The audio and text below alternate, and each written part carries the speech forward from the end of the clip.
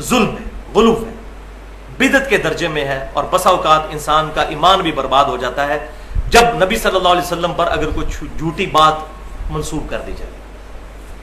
تو ہمارے معاشرے میں ایک واقعہ بڑا عام ہے جو قوالی کے ذریعے بھی عام کیا گیا کہ ایک دفعہ کچھ صحابہ نے شکایت کی سیدنا بلال کی کہ وہ اذان صحیح نہیں دیتے،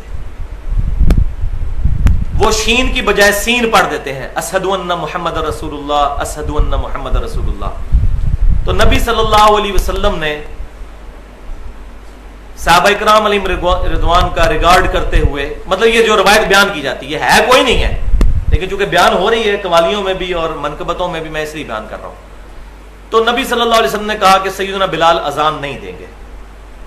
انہوں نے اذان نہیں دی، اذان نہیں دی تو سورج ہی طلوع نہیں ہوا جو صبح کے وقت پو پھوٹتی ہے فجر کے لیے، کیونکہ وہ تہجد کی، یہ بڑے ہے سمجھدار ہیں، ان کو پتہ ہے کہ وہ پوچھے کہ فجر کی اذان تو ویسے ہی پو پھوٹنے کے بعد ہوتی ہے، تو وہ اذان چونکہ سیدنا بلال تو تہجد کی اذان دیا کرتے تھے، وہ پو پھوٹنے سے پہلے ہوتی تھی، لہذا یہ میں ٹیکنیکل پوائنٹ بتا دوں آپ کو، یہ نہ ہو آپ ہاتھ ڈال بیٹھے اور آگے سے وہ علمی طریقے پہ آپ کو خاموش کروا دیں۔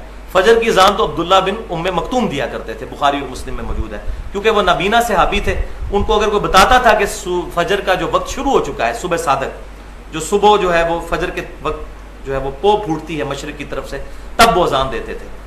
تو سیدنا بلال کی اذان بخاری مسلم میں آتا ہے کہ وہ لوگوں کو جگانے کے لیے ہوتی تھی تاکہ لوگ سحری کر لیں۔ تو سیدنا بلال نے اذان نہیں دی تو اس دن ختم سحری نہیں ہوا، یعنی صبح صادق ہی نہیں ہوئی، فجر کا وقت ہی نہیں شروع ہوا۔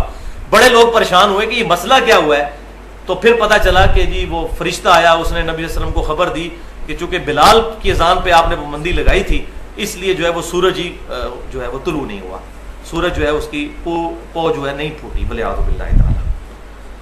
اب یہ اس طرح کے من گھڑت واقعات پریزنٹ کر کے تو ہم بھی پھر سبحان اللہ اور الحمدللہ کہتے ہیں جی دیکھو جی سورج نہیں نکلا۔ بھائیو یہ سورج کا اس کے ساتھ کوئی تعلق نہیں ہے، ہم یہ مانتے ہیں اس بات کو کہ یہ پاسبل ہے کہ اگر پیغمبر دعا کریں تو سورج نہ نکلے یا سورج اپنی جگہ پر رک جائے۔ وہ روایت جو سیدنا علی کے بارے میں آتی ہے کہ ایک دن ان کی عصر کی نماز قضا ہو گئی تھی، نبی صلی اللہ علیہ وسلم ان کی گود میں سر رکھ کر سو رہے تھے، روایتیں تو ہیں لیکن اصول محدثین پر تمام روایتیں وہ ضعیف ہیں، البتہ صحیح حدیث صحیح بخاری کے اندر موجود ہے کہ یوشع ابن نون جو خلیفہ اول تھے سیدنا موسیٰ علیہ السلام کے، پہلے صحابی تھے سیدنا موسیٰ کے، بعد میں اللہ تعالیٰ نے ان کو پیغمبر بھی بنا دیا، یوشع ابن نون، جن کی سرکردگی میں بنی اسرائیل نے جو ہے وہ فلسطین کو فتح کیا تھا سرائے سینا کے 40 سال گزارنے کے بعد۔ تو جمعے کا دن تھا اور جنگ جو ہے وہ اپنے عروج پر تھی اور مسلمانوں کے لیے فتح بالکل قریب آ چکی تھی بنی اسرائیل کے لیے، لیکن سورج غروب ہونے کا وقت قریب تھا۔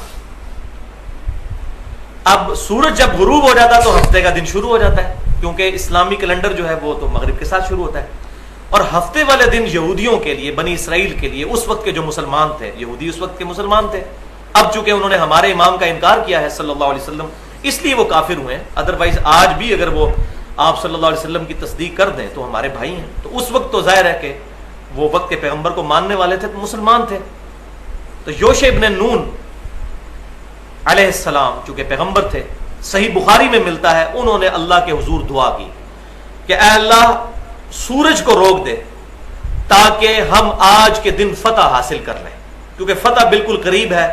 اگر سورج غروب ہو گیا پھر ایک دن کا گیپ آ گیا تو کافروں کو تیاری کرنے کا موقع مل جائے گا، ہفتے والے دن ہم تو قتال کر نہیں سکتے۔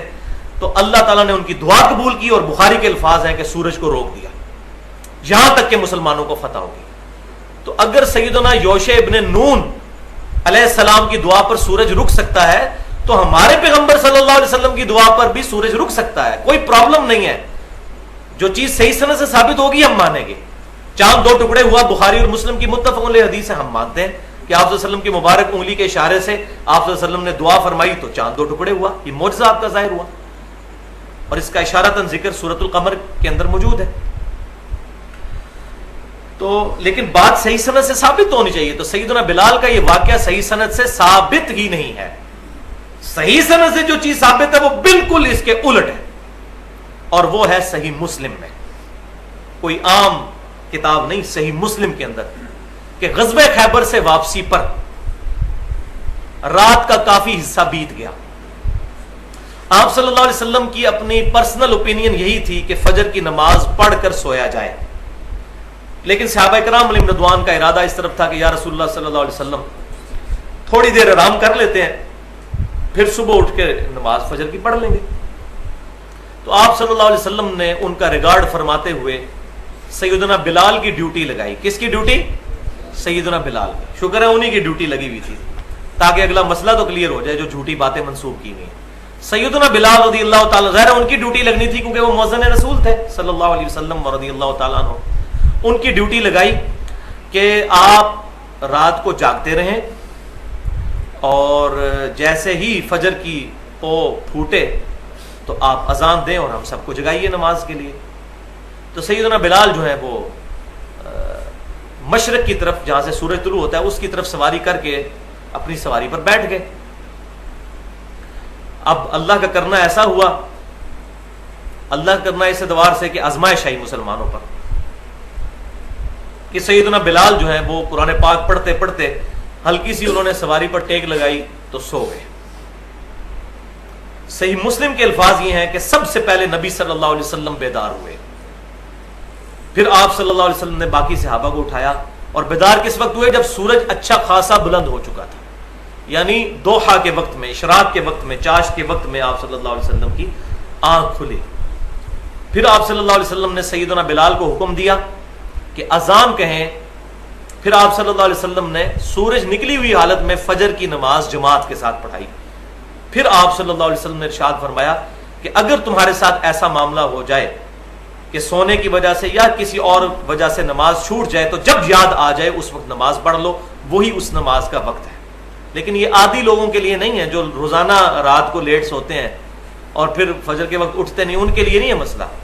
کیونکہ ان کے لیے ہوتا تو پھر تو صحابہ کی بھی روٹین یہی ہوتی کہ وہ اشراق کے وقت میں فجر پڑھ رہے ہوتے. اور باقی کتابوں میں بڑی ڈیٹیل کے ساتھ ملتا ہے کہ صحابہ کرام بڑے پریشان ہوئے اور بڑے دکھی ہوئے کہ ہماری نماز قضا ہوئی ہے. تو پھر آپ صلی اللہ علیہ وسلم نے فرمایا، الموطا امام مالک میں بھی ملتا ہے اور باقی کتابوں میں بھی، کہ آپ صلی اللہ علیہ وسلم نے پھر صحابہ کو تسلی دی اور فرمایا کہ جو کچھ ہوا یہ شیطان کی طرف سے ہوا. شیطان آ کر انسان کو تھپکی دے کر سلا دیتا ہے اور پھر انسان کے اوپر سستی طاری ہو گئی. لیکن یہ معاملہ آپ صلی اللہ علیہ وسلم کے ساتھ نہیں تھا. آپ صلی اللہ علیہ وسلم کا تو دل بھی جاگتا ہے. بخاری اور مسلم کی متفق علیہ حدیث ہے کہ ہم انبیاء کی صرف آنکھیں سوتی ہیں، دل جاگتا رہتا ہے. لیکن وہ جو معاملہ آپ صلی اللہ علیہ وسلم کے ساتھ ایسا ہوا یہ اللہ تعالیٰ کی طرف سے ہوا. سنقرئک فلا تنسیٰ، قرآن پاک میں آیا محبوب صلی اللہ علیہ وسلم ہم آپ کو ایسا سکھائیں گے کہ آپ کبھی بھولیں گے نہیں، الا ماشاء اللہ، ہاں مگر جب اللہ چاہے گا تو پھر آپ بھی بھول جائیں گے. کیوں؟ تاکہ امت سیکھے. جیسے بخاری اور مسلم میں آتا ہے کہ ایک دفعہ آپ حالت جنابت میں مسجد میں آ گئے، غسل کرنا آپ کو یاد نہیں رہا، مسجد میں آئے پھر فوراً واپس گئے اور صحابہ کرام کہتے ہیں کہ آپ صلی اللہ علیہ وسلم کے مبارک بالوں سے جو ہے وہ پانی کے قطرے ٹپک رہے تھے. اس سے بال لوگ نکالتے ہیں کہ شاید آپ ننگے سر تھے تو بالوں سے، آپ کی تو زلفیں تھی بھائی، زلفوں سے پانی یہاں سے ٹپکتا ہے، اس کے لیے ننگے سر ہونا ضروری نہیں ہے. سر پر پگڑی ہوتی تھی آپ صلی اللہ علیہ وسلم کی، تو آپ کی زلفوں سے پانی کے قطرے ٹپک رہے تھے. تو پھر آپ صلی اللہ علیہ وسلم نے فرمایا کہ مجھ پر غسل فرض تھا ازدواجی تعلق اپنی بیوی کے ساتھ قائم کرنے کی وجہ سے، تو مجھے یاد نہیں رہا. تو آپ صلی اللہ علیہ وسلم کے ساتھ اس طرح. اسی طریقے سے نماز میں بھی بخاری مسلم میں آتا ہے کہ کئی دفعہ ایسا ہوا کہ آپ کو سہو ہوا پھر آپ نے سجدہ سہو کیا تاکہ امت کو سکھایا جائے. تو یہ معاملہ بھی جو کچھ ہوا نبی پر معاذ اللہ غفلت طاری نہیں ہوتی، نہ شیطان کا غلبہ ہوتا ہے. صحیح مسلم میں حدیث ہے کہ ہر شخص کے ساتھ ایک فرشتہ اور ایک شیطان ہے اٹیچ. تو ایک صحابی نے جرت کر کے پوچھا یا رسول اللہ آپ کے ساتھ بھی؟ فرمایا ہاں میرے ساتھ بھی، لیکن اللہ نے مجھے اس پر غلبہ دیا، وہ مسلمان ہو گیا، اب وہ بھی مجھے نیکی کی طرف ہی راغب کرتا ہے. تو سوائے آپ صلی اللہ علیہ وسلم کے کوئی شخص بھی شیطان سے محفوظ نہیں ہے، چاہے بڑے سے بڑا صحابی ہو، بڑے سے بڑا تابعی ہو، بڑے سے بڑا کوئی بزرگ ہو. اسی لیے ہم کہتے ہیں کہ امام اس کو مانو، ما ضل صاحبکم وما غوا، تمہارے نبی نہ کبھی بہکے ہیں نہ کبھی بہرا چلے ہیں. جس سے غلطی ہو سکتی ہے اس کو اپنا امام نہ بناؤ، اس کو اپنا امام بناؤ جس سے غلطی ہو ہی نہیں سکتی، جس کی گارنٹی خود اللہ تعالیٰ نے سورہ النجم میں دے دی، پارہ نمبر 27 میں. ما ضل صاحبکم وما غوا، نہ تمہارے نبی کبھی بہکے ہیں اور نہ کبھی بہرا چلے ہیں. الحمدللہ. تو اس واقعے سے بھی پتہ چلا کہ سیدنا بلال جن کی ڈیوٹی لگی ہوئی تھی اس دن تو بڑا ان کی عزت بےزتی کا معاملہ تھا کیونکہ ان کی ڈیوٹی لگی ہوئی تھی. تو اس دن تو سورج پھر نہیں پو پھوٹنی چاہیے تھی, وہ تو ایسا پو پھوٹی کہ اشراق کا وقت آ گیا. اور یہ واقعہ بھی صحیح. اب آپ کمپیئر کر لیں, اسی لیے تو بھائی ہم رونا روتے ہیں کہ بخاری اور مسلم یہ ٹچ سٹون ہے حدیث کے, اس پر امت کا اجماع ہے. حجت اللہ البالغہ میں شاہ ولی اللہ دہلوی رحمہ اللہ نے نقل کیا ہے کہ اس پر امت کا اجماع ہے کہ بخاری اور مسلم کی تمام متصل الاسناد مرفوع احادیث قطعی الصحت ہے. تو بخاری اور مسلم کی احادیث بالکل کچھ اور بات کر رہی ہیں, اور باقی یہ قصہ کہانیاں کسی اور طرف ہماری رہنمائی کرتی ہیں, بلکہ رہنمائی کیا غلط عقائد اور نظریات کی طرف ہمیں پروپیگیٹ